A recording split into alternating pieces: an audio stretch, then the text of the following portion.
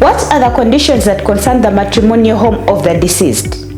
According to the Amended Succession Act of 2022, the property of the deceased is shared amongst the people of his family and household. A portion is allocated to each responsible person according to the law if the deceased did not leave a will.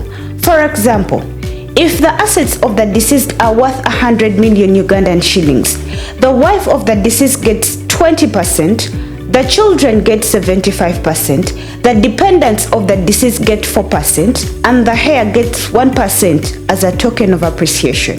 However, if the heir is among the legal children of the deceased, he or she by the law is given the 1% share as the heir, and they are also entitled to get a share on the 75% of the children. But if the heir is not a legal child of the deceased, he or she will only get the 1% and not given any more shares. Be informed that among all the assets of the deceased that are shared, the matrimonial home is not given out. All the other assets like land, cars, businesses are shared amongst his family, but not the home where the deceased lived with his family. The matrimonial home is protected by the law for the widow and certain children or dependents.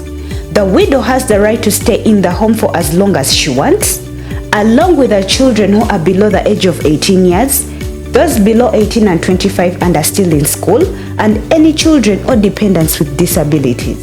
However, the law states that when the children make 25 years, they should leave their parents' home, go get married.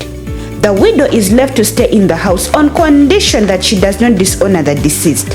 For example, if the widow gets married and brings her new husband in the matrimonial home, the children of the deceased have all the rights and authority to remove the mother and the new husband from the home. In cases where it's the wife who has passed on and the husband is in possession of the home, it is his obligation to honor the wife. If he chooses to marry again, he should marry a responsible woman who will not mistreat the children she found in the home. If she does so, the children have every right to put her out of the house. If the children of the deceased have matured enough and have finished school, maybe some are married off and the others have become independent, and maybe the widow is also chanced to get married again, the children and the mother are at liberty to sell off the house if the suggestion is in mutual agreement and the shares are made equally. If the husband had more than one wife and they were all living in separate homes, all these homes are taken to be matrimonial homes, and the respective wives and their children have a right to live in them. After the loss of a loved one, it is important to take time to grieve. But once the mourning period has passed, it is advisable to apply for letters of administration. This legal process allows you to officially manage and protect the assets of the deceased.